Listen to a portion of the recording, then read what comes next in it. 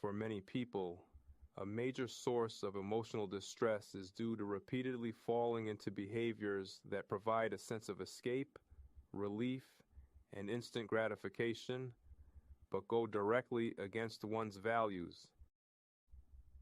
And it can seem that no matter how much a person comes to despise this particular behavior, they find themselves in a pattern where they continue to fall back into it, no matter how strenuously they resist the urge. And still at other times, they go right back into it with seemingly no resistance at all.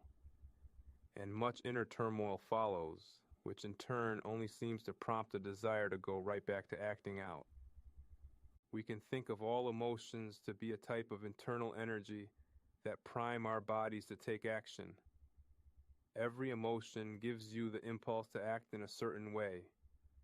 We can call that impulse an urge.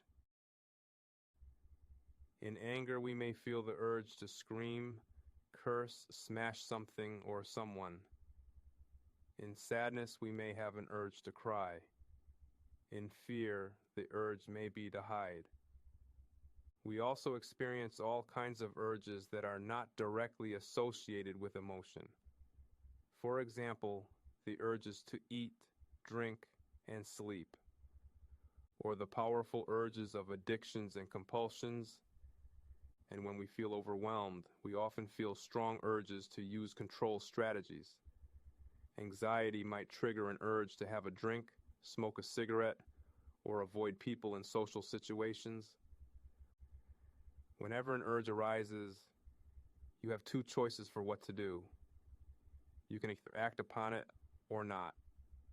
Once you become aware of an urge, you can ask yourself, if I act on this urge, will I be acting like the person I want to be? Will it help move my life in the direction that I want to go?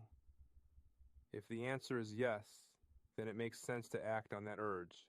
For instance, if you've lost your temper and lashed out at someone and you're feeling guilty, you may have an urge to apologize. If this is consistent with who you want to be and what you want to stand for, then it's sensible to go ahead and apologize. But let's suppose you still have a feeling of resentment toward this person. In this case, rather than the urge to apologize, you may feel the urge to write them a nasty email or say spiteful things about them to others. If this urge isn't consistent with who you want to be, then it's sensible to not act on it. Or let's say someone close to you that you care about does something really nice for you, and you feel an urge to reach out and express your gratitude and appreciation to them. You should by all means allow that urge to move you to action. So when it comes to handling your urges skillfully, the first step is simply to acknowledge what you're feeling. Just silently say to yourself, I'm noticing that I am having an urge to do, fill in the blank. The second step is to check in with your values. You can do this by pausing to ask yourself, will acting on this urge help me to be the person I want to be? Will it help me take my life in the direction that I want? If the answer is yes, then go ahead and take the action, using the energy of the urge to guide you and give you momentum. But if the answer is no, then instead of acting on the urge, look to take a different action, one that is in alignment with your values. So what do we do when an urge pushes us in one direction and our values pull us in another? What we don't want to do is lock into a tug-of-war type of struggle with the urge, because then it becomes far too difficult to focus on effective action. So rather than try to resist, control, or suppress the urge, the aim is to create adequate psychological space for it, because when we learn how to create space, we become less overwhelmed and are then able to allow ourselves enough time and space to expend all of the urge's psychological energy and loosen its grip on you enough to let it pass without acting on it. In other words, to practice expansion, which will dissipate the energy of the destructive urge rather than repression, which increases pressure to the point of spilling over into the behavior which we wish to avoid. And one useful technique for this is known as urge surfing. Have you ever sat on the beach and watched the waves? Just notice them coming and going. A wave typically starts off very small and builds gently. Then gradually it gathers speed and grows bigger. It continues to grow and move forward until it reaches a peak, known as a crest. Then, once the wave has crested, it gradually subsides. The same happens with urges in your body. They start off small and then steadily increase in size and strength. All too often we get into a struggle with our urges, which is what we are doing when we try to put up a resistance to them. With urge surfing, we aren't trying to resist urges. We just create enough space for the energy they contain to dissipate and subside. If you give an ocean wave enough space, it will reach a crest and then harmlessly subside. But what happens if that wave encounters resistance? Have you ever witnessed a large ocean wave crash into a seawall? It's loud, it's messy, and has the power to destroy. Think of news footage of oceanfront property as a large hurricane approaches landfall. The wind and rain is swirling about, and you can see the large waves as they rise up and crash into a seawall. Now think of the footage of the aftermath of one of these storms. When the storm has passed, and in its wake, you can see the devastation. Entire homes leveled and destroyed. We can probably think of times in our own lives when giving into an urge resulted in potential or actual terrible destruction in our own personal lives and caused harm to the people we care about the most. Even the times we avoided direct consequences, we shudder at the thought of what could have happened if the behavior was discovered. Our lives, our reputation, our career, our relationships,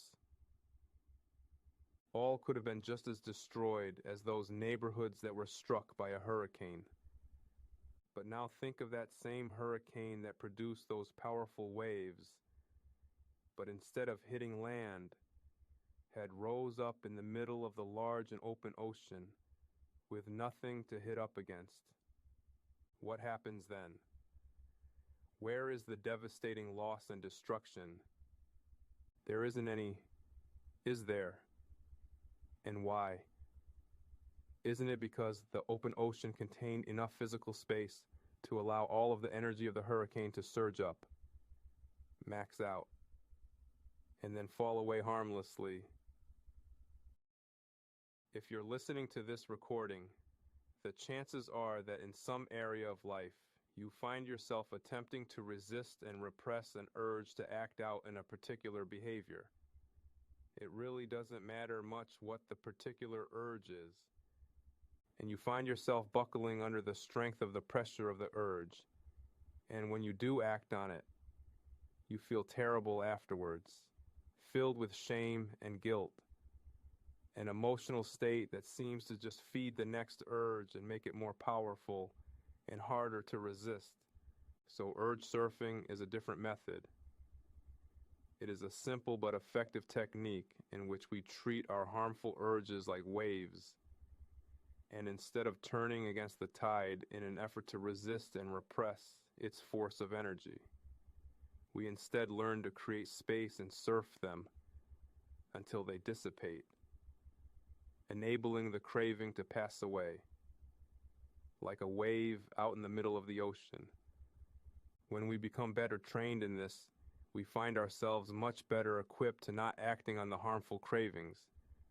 And over time, the cravings emerge much less frequently and are much less powerful and much easier to overcome. So here's a technique that trains the mind to be better able to surf an urge rather than crash out. The first thing to do is to just notice and then observe the inner experience that you would refer to as a craving or an urge. Notice with openness and curiosity. Where is it located in your body?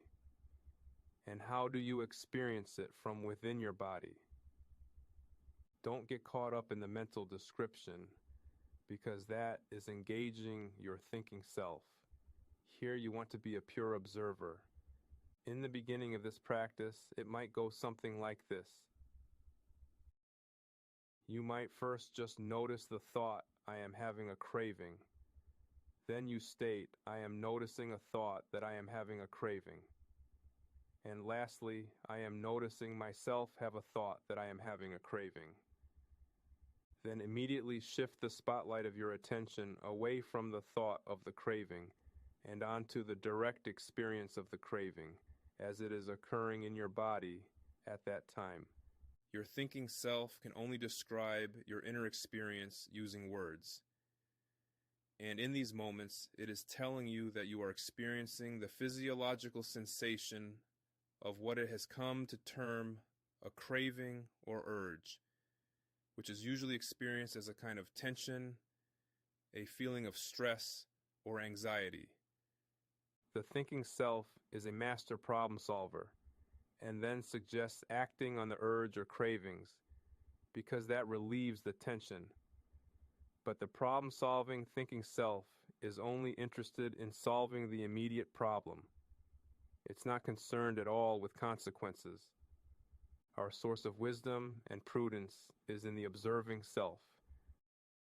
So the next step is to immediately disengage the problem-solving thinking self and engaging the observing self. And we do this by shifting our spotlight of attention away from the description of an inner experience and directly onto the experience itself, which is in the part of your body where it is occurring. Again, the sequence goes like this. As soon as we notice a thought to act in a way we know to be harmful, we simply call out and acknowledge the urge or craving by literally saying to ourselves, I'm having an urge. I'm noticing an urge.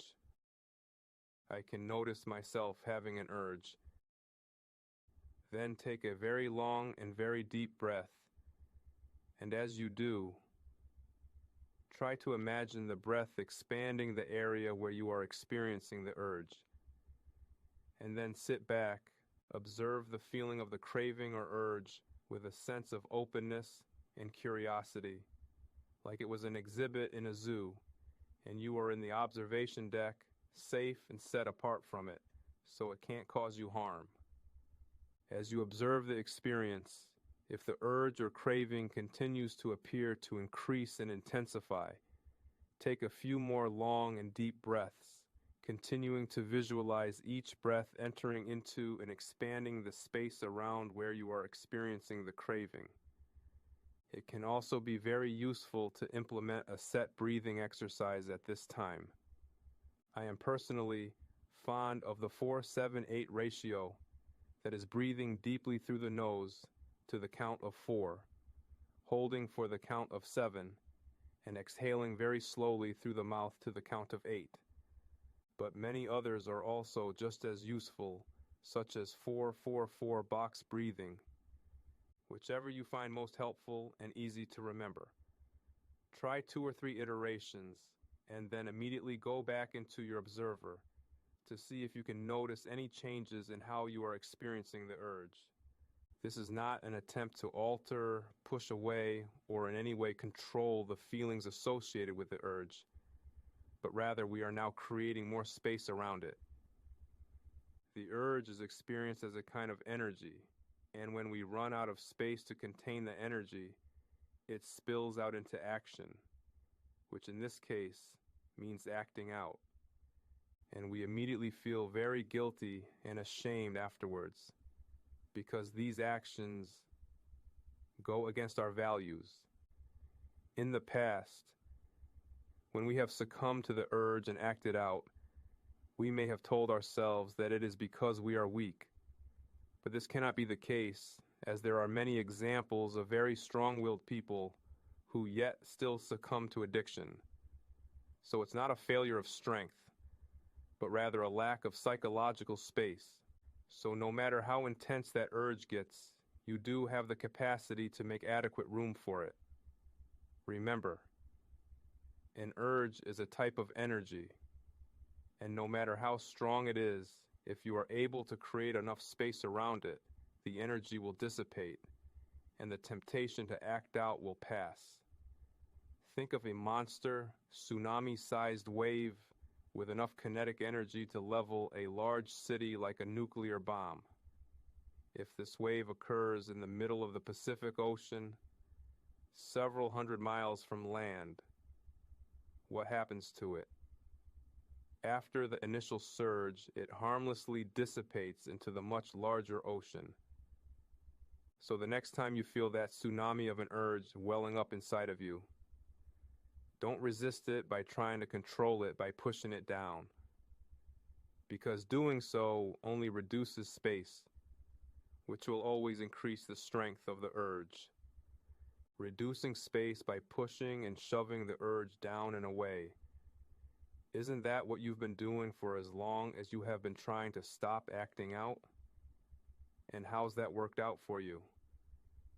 If you've ever been in a very strong current of water, either in the ocean or a river, imagine turning against the current and trying not to let it carry you off. It would not take a particularly powerful current to carry off the strongest person in the world. Floodwaters pick up and carry off cars and entire houses. But this is what most of us are attempting to do with these urges. And each time we inevitably fail, we tell ourselves that if only we were stronger, we wouldn't have fell. So the next time an urge arrives, we double down on this strength of will and control strategy, bracing ourselves and turning against the current once again. One definition of insanity is doing the same thing over and over and expecting a different result. So the next time you have an urge to do something that goes against your values, try something different. Start by observing it, breathing into it, and creating space around it. The stronger the urge, the more space it needs. The good news is, we are dealing with psychological space, not physical space. So there's literally no limit to how much space that we can create. That is not to say that it doesn't take practice. The ability to create psychological space is something we all can do. But it is a skill, and like all skills, it takes practice and experience to get better at it. Sometimes it can seem as though these waves go on and on nonstop. But that is only because you tried to resist them by struggling with them, fighting them, or trying to get away from them, worrying about them, trying to distract yourself, trying to push them away. And as long as you keep responding to them that way, they will go on and on for ages. You've never learned how to surf them, so you've never had that experience of letting them naturally rise and fall of their own accord. These surfing skills require practice. The more you practice, the better you will get. So try to practice them throughout the day with milder urges and emotions, because doing so will build up your surfing muscles over time. Think of actual surfers. They don't go out on day one and try to tackle the biggest waves. They build up their skills over time, starting out with smaller, less challenging waves.